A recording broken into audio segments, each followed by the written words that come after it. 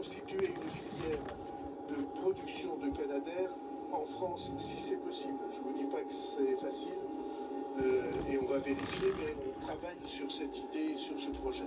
Justement, monsieur le Premier ministre, on le sait, en Bretagne, à Bordeaux, il y a des startups qui se lancent dans la fabrication de dash, d'alternatives à ces Canadair. Est-ce qu'il faut les aider et comment l'État peut les aider?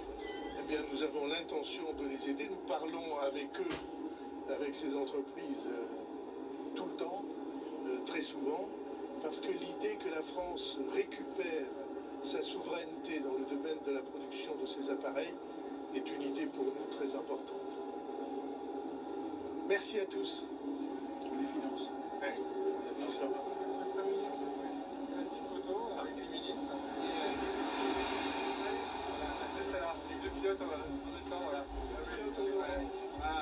Voilà, vous venez de suivre en direct donc ce qu'on appelle le micro tendu, la déclaration et le question-réponse entre le Premier ministre François Bayrou et les journalistes présents sur cette base de Nîmes, journalistes qui suivent évidemment le déplacement du Premier ministre.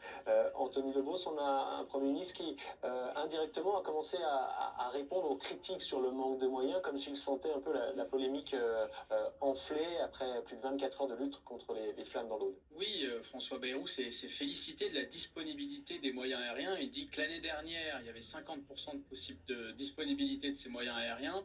Par rapport à cette année, où il y en aurait 90% selon François Bayrou, sans investissement supplémentaire.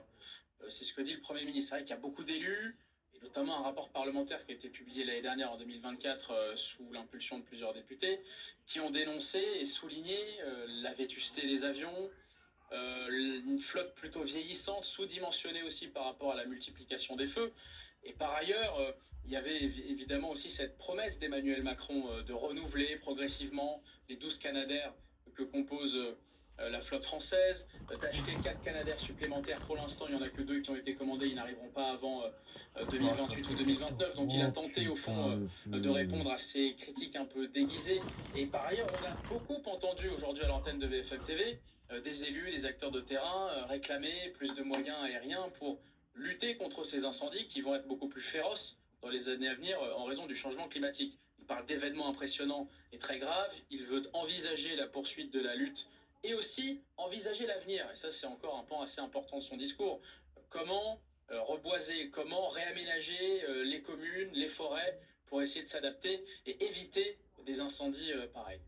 Charles Groux, ce qu'il faut rappeler aussi, et c'est une des informations de la journée, c'est que pour l'heure, la France n'a pas activé ce fameux mécanisme européen d'entraide qui fait que si la France le demande, eh bien, il y a des avions italiens, espagnols ou grecs qui pourraient venir en renfort.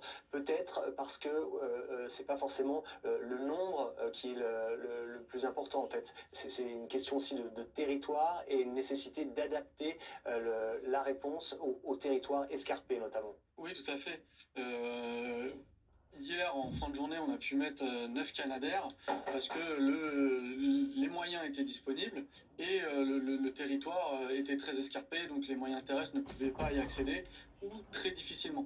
On n'a pas fait appel à la force européenne, ce qu'on appelle la rescue, parce qu'aujourd'hui, la France, c'est elle qui a le plus de matériel pour lutter contre l'incendie et elle n'en ressent pas le besoin. Néanmoins, on a derrière l'Espagne, le Portugal et l'Italie et la Grèce qui sont derrière et qui ont aussi des avions qui peuvent être mis à disposition très rapidement. Ludovic, juste pour compléter ce qui vient d'être dit en termes de réaction d'un Premier ministre qui a beaucoup insisté sur le fait que les avions étaient disponibles, que les rotations étaient au maximal. C'est une façon aussi de dire on a suffisamment de moyens et on fait tout ce qui est possible avec nos forces pour venir à bout de l'incendie dans l'eau. Il faut moduler un petit peu tout cela, mais une chose est certaine, moi, au travers des différentes discussions que j'ai pu avoir avec tout un tas de spécialistes du feu de forêt, et c'est très clairement ce qui a été dit également tout à l'heure par le représentant des pilotes, qui est un homme d'expérience, qui a connu énormément d'incendies, je pense à Stéphane Lebrun, son discours est très clair, c'est que c'est un feu, et d'ailleurs il l'a qualifié d'explosif, et on aurait pu rajouter des avions et des avions et des avions, on n'aurait pas pu mieux faire. C'est-à-dire qu'à un moment donné, on est clairement sur une problématique de disproportion entre un incendie gigantesque d'un côté qui se propage à une vitesse complètement folle, et des moyens qui se retrouvent finalement inefficaces devant cette situation. Donc, pour ce qui concerne spécifiquement le sujet de l'incendie de l'Aude, c'est pas parce qu'on aurait eu plus de moyens qu'on aurait été meilleur. Ça, c'est le premier point. Ensuite, il y a un deuxième point qui est important de souligner, c'est qu'il y a effectivement eu des efforts très importants de réaliser dans la maintenance des aéronefs de la sécurité civile. Ça coûte énormément cher. Il y a un vrai débat autour du sujet, mais pour le coup, ça coûte très cher, mais on arrive à avoir une flotte qui se retrouve quand même globalement très disponible, ce qui n'était absolument pas le cas les années précédentes. Donc ça, c'est aussi une réalité, c'est un fait.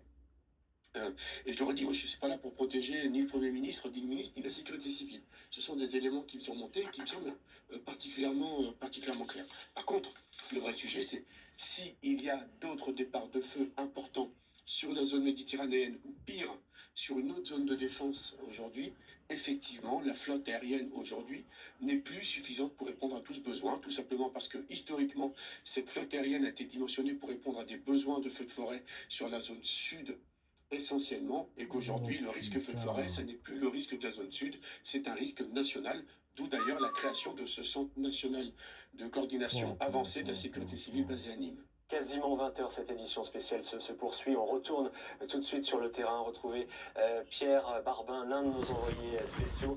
Pierre à Saint-Laurent de Cabreris, au poste de commandement et en compagnie du commandant des opérations de secours. Oui, parce que les opérations continuent sur le terrain. Il y a de nombreuses reprises qui sont recensées depuis le début de la journée. D'ailleurs, on voit toujours les Canadair et les Dash qui sont en action dans ce département. l'enculé. Mon colonel, vous êtes le commandant des opérations de secours. Quelle est la Viens situation voir. à l'heure où on se parle? Alors, la situation évolue, continue Voilà. toujours à évoluer, même si elle évolue dans une moindre mesure. Nous avons à déplorer 16 000 hectares de végétation parcourue par le feu, à l'heure où je vous parle.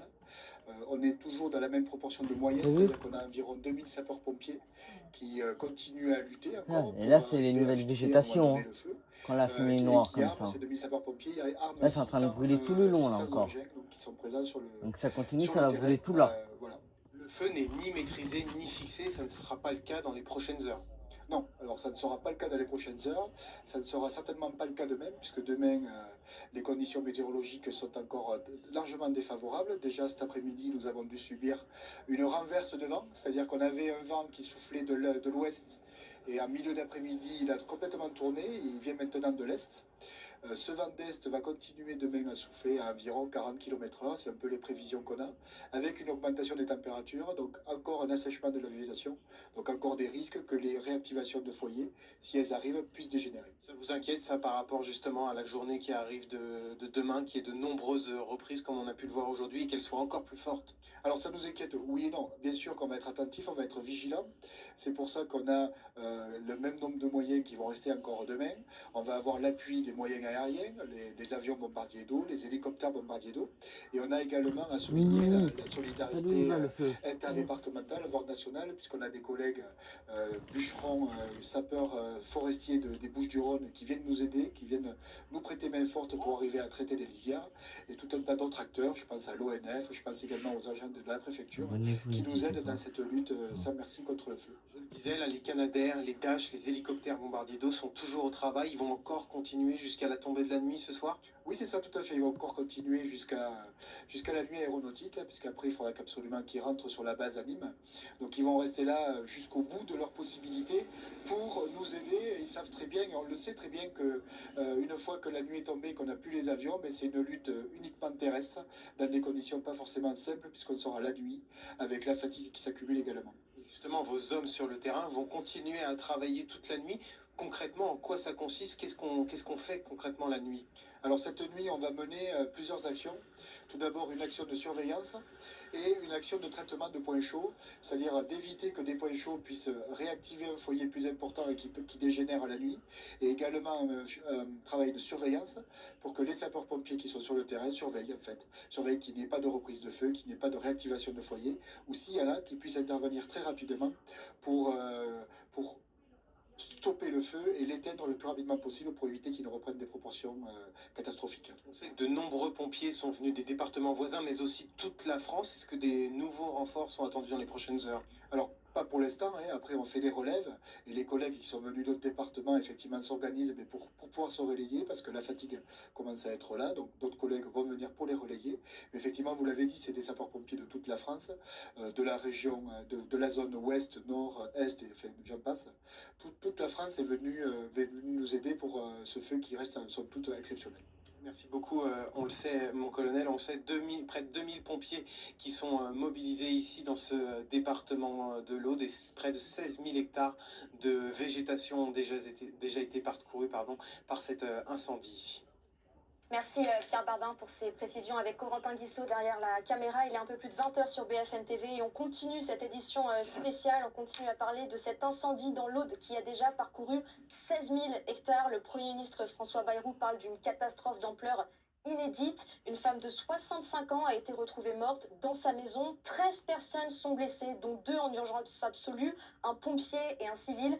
Et c'est une information que l'on vient d'apprendre il y a quelques minutes, communiquée par la préfecture. 3 personnes ont été signalées absentes par leurs proches. Effectivement, les moyens déployés ce soir restent considérables. Plus de 2000 pompiers luttent contre les flammes dans ce feu qui est d'ores et déjà le plus dévastateur du siècle en cours. Des pompiers appuyés par d'importants moyens aériens. Je vous propose de faire un point tout de suite avec notre invité, le porte-parole de la sécurité civile, lieutenant-colonel Frédéric Haraud. Bonsoir et merci d'être avec nous. Le dispositif donc reste très important. On sait que la nuit va tomber dans quelques minutes maintenant. On imagine que les moyens aériens vont être de fait écartés. Comment ça va se passer là? C'est ce qu'on appelle la nuit aéronautique, c'est-à-dire ce moment où la luminosité n'est plus suffisante pour les pilotes d'aéronefs, avions, hélicoptères, pour pouvoir évoluer en sécurité. Alors ils pourraient voler avec des jumelles, on sait le faire avec certains de nos hélicoptères, mais larguer de l'eau, ça devient très dangereux. Il faut avoir une visibilité, il s'agit qu'il n'y ait personne en dessous, que ce soit des personnes qui habiteraient là ou des pompiers intervenants. Et de jour, c'est déjà pas très évident. De nuit, c'est tout bonnement impossible. Et donc, on va arrêter de faire évoluer les avions. Et on va profiter de cette trêve-là pour notamment faire la maintenance des avions pendant la nuit, de manière à ce qu'ils soient opérationnels de nouveau demain matin au plein de leur capacité. Alors c'est vrai que ce qui peut étonner, c'est qu'on voit, c'est le feu le plus dévastateur du 21e siècle. Le Premier ministre François Bayrou parle d'une catastrophe d'ampleur exceptionnelle. Et pourtant, pour l'instant, les moyens de l'Union européenne ne sont pas mobilisés. On attend quoi? Que la situation s'aggrave encore? Alors pour demander des moyens extérieurs, il faut que la France atteigne sa limite capacitaire. On dispose à peu près d'une quarantaine d'avions et d'hélicoptères bombardiers d'eau. On en a utilisé 18 au plus fort de ce feu-là. Ça correspondait à ce qu'il fallait pour le chantier par rapport à l'évolution, par rapport à la situation à ce moment-là. Et puis déjà 18 avions et hélicoptères qui travaillent simultanément, c'est déjà très compliqué. Un avion et un hélicoptère, ça ne va pas à la même vitesse. Et donc c'est déjà une coordination. Alors, que l'on sait faire, mais qui est tout sauf évidente. Donc, si jamais on atteignait encore un autre stade sur le chantier, on pourrait faire appel à ce mécanisme-là, soit pour des moyens terrestres, soit pour des moyens aériens, mais nous n'y sommes pas encore. On va aller retrouver Mickaël Biberon qui est avec nous, secrétaire général adjoint, porte-parole UNSA, sapeurs-pompiers. Merci d'être avec nous. Des pompiers qui, au bout de 24 heures, un peu plus d'intervention, on l'imagine, sont épuisés. Quel est leur état ce soir? Quel est l'état des opérations sur le terrain? Oui, bonsoir. On se retrouve avec des interventions qui durent très très longtemps et qui épuisent notre personnel, qui est notamment au sol, mais aussi dans les airs. Et forcément, là, on a certains personnels qui sont depuis plus de 24 heures sur place. Les relèves commencent à arriver, ça a été signalé tout à l'heure par le colonel Joissard, mais c'est vrai que pour le moment, ça commence à être dur pour eux. Pompiers sont blessés, dont un qui est en situation d'urgence absolue. C'est le corps des pompiers qui est meurtri aussi ce soir. Oui, tout à fait. Donc c'est là où on s'aperçoit que les effectifs, même tournants, pourraient vite dépasser, puisque forcément les moyens on en a besoin, puisqu'on s'aperçoit qu'on a une ampleur de travail qui est énormissime dans ce genre de situation et de catastrophe. Et on s'aperçoit aussi également que le pacte capacitaire qui se déplace, comme ça a été souligné tout à l'heure, aujourd'hui il est à peu près de 200 en extra-départemental qui a été fourni justement par une partie du financement entre 50 et 60% de l'État. Mais vers 2027, on devrait pouvoir avoir 1 millier de véhicules. Mais nous, on se pose la question, qui on va mettre dedans? 4 blessés, dont un grave dans l'accident d'un véhicule de pompiers un peu plus tôt dans la journée. Est-ce que vous avez des informations sur les circonstances de cet accident, sur l'état de santé de vos collègues ce soir? Alors non, je n'ai pas les circonstances alors que je vous parle. Par contre, je sais qu'on a donc 4 pompiers blessés, dont un en urgence absolue, qui a été héliporté, médicalisé, qui présenterait un trauma crânien, et donc qui est en suivi auprès du centre hospitalier. Ludovic Pingano, il me semble que vous avez des informations, davantage de contexte concernant cet accident qui a eu lieu. Véhicule qui était en transit, donc il n'était pas sur l'intervention à proprement parler, il se dirigeait pour assurer une mission, et durant ce déplacement, il y a eu des circonstances qui resteront à définir. L'engin s'est retourné, le conducteur a perdu connaissance, ces 3 collègues qui étaient dans le véhicule, eux, ont été légèrement blessés, mais très choqués, et le conducteur, en raison de cette perte de connaissance initiale, même s'il était conscient à l'arrivée des secours, pris en charge à la fois par les ambulances, mais également par un hélicoptère, par mesure de précaution, a été transporté au centre hospitalier de Toulouse.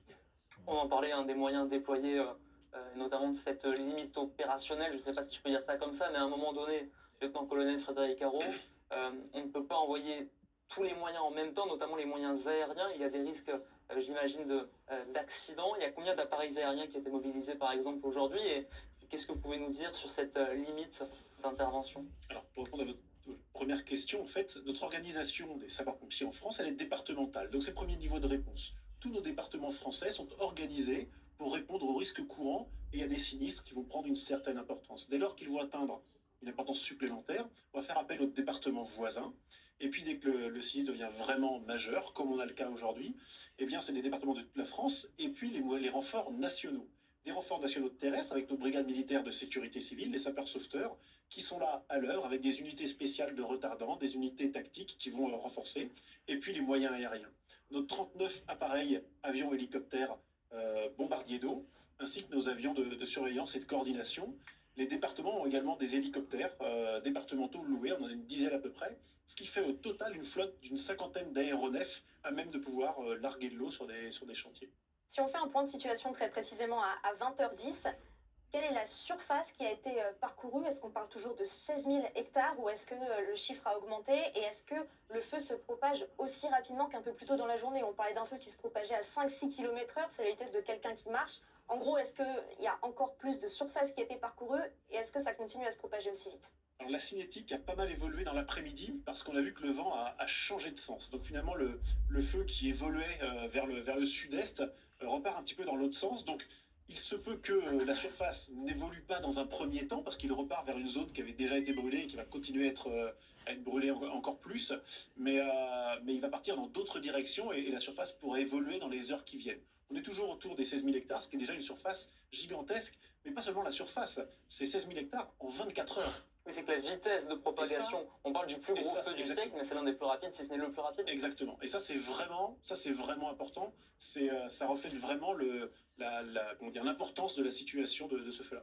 Je voudrais qu'on se tourne vers Boris Karlamov du service police-justice de BFM TV parce qu'on a eu ce communiqué de presse de la préfecture il y a quelques minutes qui indique que 3 personnes ont été signalées comme manquantes, comme disparues par leurs proches. Absolument. À ce stade, donc 3 personnes signalées comme manquantes par leurs proches. On ignore les circonstances. Ce que concrètement ça veut dire, ça on devra en savoir plus dans les prochaines heures. Est-ce que ce sont des personnes qui ne répondent pas au téléphone, qui avaient quitté leur domicile avant l'incendie, mais qui de fait n'ont plus donné de nouvelles, d'où peut-être une éventuelle inquiétude de la part de leurs proches, pardon. Mais quoi qu'il en soit, aujourd'hui, il y a donc 3 personnes qui ne répondent plus aux appels de leurs proches. Vous l'avez dit, le bilan il est relativement lourd ce soir. soir, puisqu'il y a une personne qui est décédée, une femme âgée de 65 ans, dont le corps a été retrouvé à son domicile sur la commune de Saint-Laurent de la Cabrisse par les pompiers. Il y avait le maire de cette commune ce matin sur notre antenne qui expliquait bien que cette dame avait refusé de quitter les lieux malgré les injonctions des forces de sécurité, notamment des sapeurs-pompiers de l'Aude. Et donc ce bilan aussi de 13 personnes blessées. On en parlait tout à l'heure avec Ludovic. Donc ces sapeurs-pompiers qui se sont retournés à bord de leur CCF. C'est un camion-citerne pour lutter contre les feux de forêt et dont l'un d'entre eux se trouve ce soir encore en urgence absolue. J'aimerais qu'on retourne vers Michael Biberon qui est toujours avec nous et qui est secrétaire, je vous le rappelle, général adjoint et porte-parole UNSA sapeurs-pompiers. Comment on se prépare à ce genre de situation? Parce qu'il y a évidemment la théorie, mais là on est sur un feu qui relève de leurs normes, sur un feu inédit dans le siècle en cours. Comment vous vous êtes préparé? Comment vous vous préparez à affronter ce genre de situation? Alors, on ne se prépare jamais aux situations d'ampleur, surtout d'une telle ampleur, même si effectivement il y a quelque chose qui est préparé au préalable, puisque on prépositionne des engins dès l'instant où on a des risques avérés, et notamment quand on a des risques avérés qui sont signalés par la météo, comme ces derniers jours et comme ces prochains jours, on aura forcément des moyens qui seront prépositionnés pour intervenir très rapidement, dans les moins de 10 minutes, pour justement couper l'incendie très rapidement pour éviter une propagation. Maintenant, il est vrai que sur des situations comme celle-ci, même nos centres de coordination, eh bien, ils vont chercher les moyens qui sont prévus justement dans le plan d'ouverture des feux de forêt et de couverture des feux de forêt, mais on ne s'y prépare vraiment pas forcément, mais par contre, on a quand même des moyens qui sont prépositionnés et prêts à partir d'autres départements, notamment sur les incendies d'une telle importance. Restez avec nous, on va tout de suite aller retrouver l'un de nos envoyés spéciaux, Théo Bassiliana, qui se trouve dans la commune de Tuchan. On sait qu'une dizaine de communes ont été concernées par des évacuations, que des centaines d'habitants ont dû prendre leurs affaires extrêmement rapidement, et donc il y a une certaine solidarité qui se met en place. Théo, notamment dans cette commune de Tuchan, vous êtes aux côtés de la mer, expliquez-nous quels sont les moyens mis en place pour abriter ceux qui ont dû fuir leur habitation. Oui Marie, il y a une grande solidarité ici qui se met en place dans cette commune de Tuchan. Regardez, il y a énormément de personnes derrière moi. Regardez ce chiffre, 230 personnes au total qui ont été évacuées et qui sont accueillies ici dans la commune. Merci Madame la maire d'être avec nous ce soir. Pourquoi c'était si important pour vous d'accueillir toutes ces personnes? On parle de 230 personnes dans un village qui en compte 800. Expliquez-nous pourquoi c'était important pour vous. Oui, effectivement, ça fait beaucoup de personnes pour un village de 800. En fait, ces personnes ont été évacuées parce que le feu arrivait sur leur maison. Ils sont arrivés ici affolés, donc il a fallu les accueillir dans les meilleures conditions tout en nous organisant de façon très rapide. Et là, vous en avez effectivement une partie qui attendent le repas du soir puisque ça va être la seconde partie de la soirée. Justement, Marie, on va vous emmener, on va un petit peu se déplacer. On va vous emmener parce qu'à l'intérieur, il y a tous ces repas qui sont en train d'être préparés pour être donnés gratuitement à toutes ces personnes évacuées. Expliquez-nous, en attendant d'arriver jusque là-bas, Madame la maire, vous nous disiez, il y a cette nourriture, il y a cette eau, mais il y a aussi un grand soutien psychologique que vous apportez à ces personnes-là. Pourquoi? Expliquez-nous. Tout à fait, comme on a pu en discuter, en fait, on peut nourrir le corps, mais là, au cas particulier, ce dont avaient besoin ces personnes, c'est d'empathie, d'aide et de prise en charge. Donc ils étaient très choqués quand ils sont arrivés.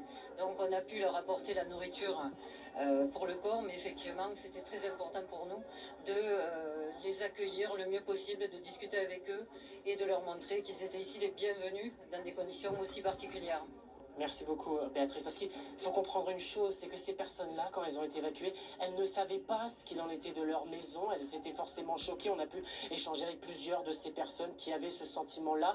Et donc, c'est ce que je vous disais, regardez, ce soir, elles sont réconfortées, mais également, en termes de nourriture, ça va arriver. Là, il y a des fruits, il y a du pain, il y a tout ce qu'il faut, tout ce qui a été mis en place ici pour nourrir ces personnes-là qui vont également dormir ici, dans un gymnase ou juste à côté, dans un foyer où il y a des lits picots. Merci beaucoup Théo Bassiliana en direct de l'Aude pour BFM TV. Ludovic Pagano.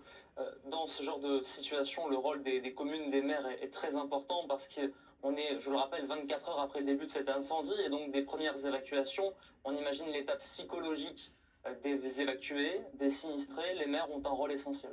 Les maires ont un rôle essentiel. On parle beaucoup, bien sûr, des sapeurs-pompiers et des secours. On parle beaucoup également du préfet qui assure la direction des secours en sa qualité de directeur des opérations. Mais on ne parle pas suffisamment des maires et de leur investissement dans ces situations de crise. Les maires sont préparés à faire face à ces situations de crise. Ils ont d'ailleurs des obligations. Le Code général des collectivités territoriales prévoit qu'ils ont un devoir de sauvegarde et de soutien des populations. Et depuis 2004, pour un certain nombre d'entre eux soumis à des risques naturels ou technologiques, ils ont des obligations de rédiger des plans communaux de sauvegarde. Ce sont des plans qui leur permettent de se préparer et justement de répondre à cette obligation de soutien et de sauvegarde aux populations. Donc ils font ces plans, ils s'entraînent, ils organisent des exercices et depuis 2021, certains même s'organisent à l'échelle intercommunale autour de plans intercommunaux de sauvegarde. Et là, on voit bien sur ces interventions d'ampleur à quel point leur rôle est important auprès des populations pour, bien sûr, leur porter assistance, leur permettre de se restaurer, leur permettre d'être mis à l'abri, mais également d'apporter un soutien psychologique extrêmement important dans ces situations. Lieutenant-colonel, on discutait un petit peu avant l'émission et vous m'avez dit quelque chose d'assez marquant. Vous m'avez dit, en fait, ce feu, il y avait quand même plusieurs éléments qui indiquaient que cet été, c'était vraiment un été à haut risque. Le feu qu'on a pu voir à Brocéliande, en Bretagne, c'est quand même pas très courant. Il y avait des éléments annonciateurs, on ne pouvait pas se douter qu'une telle catastrophe allait arriver, mais est-ce qu'il y avait quand même des éléments qui auraient pu nous mettre la puce à l'oreille? Oui, je parlerais plutôt de signaux faibles en fait. D'abord une saison l'année dernière qui a assez peu brûlé finalement. On regarde les derniers étés qu'on a pu avoir. Alors tant mieux pour nous, sécurité civile, parce qu'on avait les JO en même temps et donc on va peut-être nous concentrer. Ça veut dire une végétation qui était déjà morte dans la zone de l'Aude des Pyrénées-Orientales. On a des zones entières avec près de 70% de végétation qui est morte, donc qui brûlera de toute façon à un moment donné inéluctablement. Et puis, des règlements climatiques obligent, des saisons plus extrêmes, donc des hivers pluvieux. Et puis, dès lors qu'on a cet ensoleillement, une végétation qui s'est développée après cet hiver pluvieux, qui reste relativement dense et qui enchaîne les épisodes de canicule, et donc qui s'assèche relativement rapidement, créant le cocktail et toutes les situations. Et puis ces feux qu'on voit depuis le début de l'année, avec notamment le nord de la Loire. On a vu Brocéliande, on a vu vers la Braille-les-Pins dans les pays de la Loire, et donc toutes ces zones-là qui sont plus au nord que d'habitude, plus précoces que d'habitude, et qui annonçaient effectivement une saison potentiellement compliquée.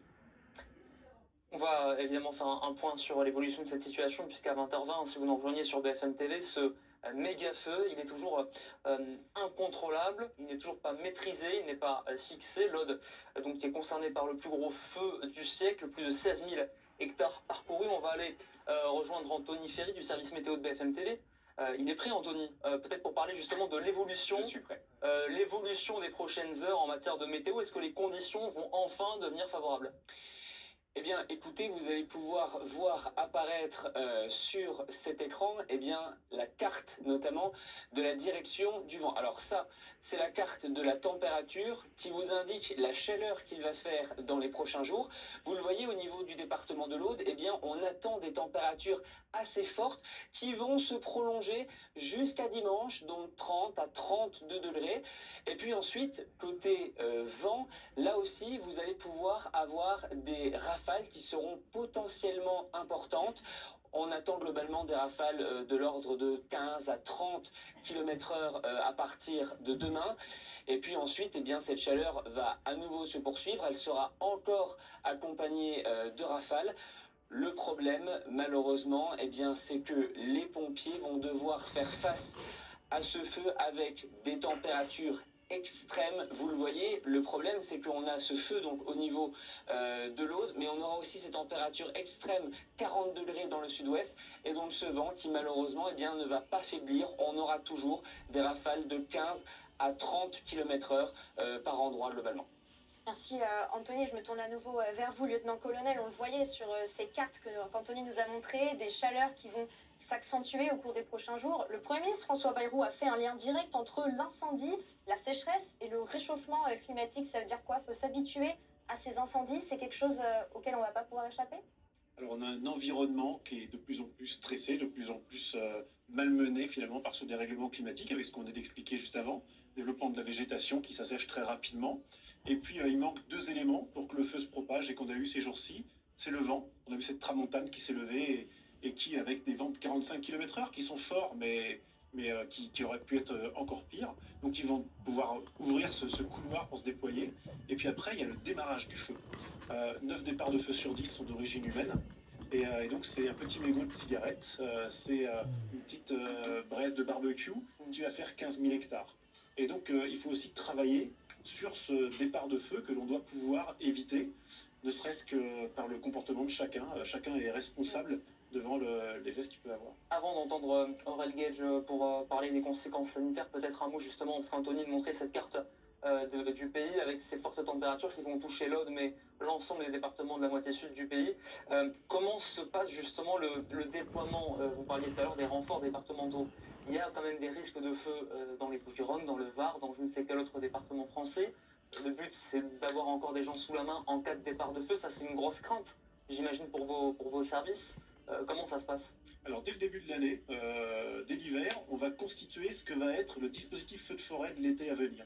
On va identifier dans chacun des départements de France des moyens renforts. On appelle ça des colonnes de renfort, donc avec en gros une quinzaine de camions et leur équipage. Donc pour cet été, on dispose d'une cinquantaine de colonnes de renfort disponibles. Et puis, dès qu'on voit avec la météo qu'une situation va devenir critique pour les 2 ou 3 jours à venir, eh bien on va mobiliser certaines de ces colonnes de renfort pour les prépositionner et être à même de pouvoir être là au plus près en quelques minutes ou en quelques heures sur les sinistres. Et puis quand la situation s'aggrave, comme on l'a sur ce feu-là, eh bien on va faire venir encore plus de colonnes de renfort pour venir appuyer les secours. Un mot avec vous, Mickaël Biberon, on le disait, le feu continue à progresser. Ce soir, vous êtes plutôt dans quel état d'esprit? Est-ce que vous êtes plutôt confiant? Est-ce que vous pensez qu'il y a une possibilité que le feu soit fixé, peut-être pas ce soir, mais d'ici demain matin? D'ici demain matin, ça me paraît un petit peu compliqué puisque les manques de moyens aériens dans la nuit font qu'on n'a pas de noyage massif. Donc par rapport à tout ça, il serait un peu plus à même de dire dans quelques jours, en espérant que la météo soit de notre côté, puisqu'on l'a dit tout à l'heure, le point météo d'ailleurs, sur les températures élevées, et chez nous on a la règle des 30. Dès l'instant il fait au-delà de 30 degrés, dès l'instant il y a 30 km/h, au-delà de 30 km/h de vent, au-delà, en dessous des 30% d'humidité, avec l'évapotranspiration, notamment des végétaux. Voilà, là on est dans des conditions qui continuent à être extrêmes. Donc on reste confiant malgré tout par rapport aux nombreux moyens déployés sur le terrain. D'ailleurs je tiens à saluer fermement parce que voilà, c'est beaucoup de travail pour tous nos moyens engagés. Et d'ailleurs j'ai une pensée aussi particulière pour nos blessés et je leur souhaite un prompt rétablissement. Merci beaucoup. Restez avec nous sur BFM TV. Dans quelques minutes, on reviendra et on vous présentera ce long format BFM TV. Un long format pour revenir sur les toutes dernières heures dans ce décor apocalyptique.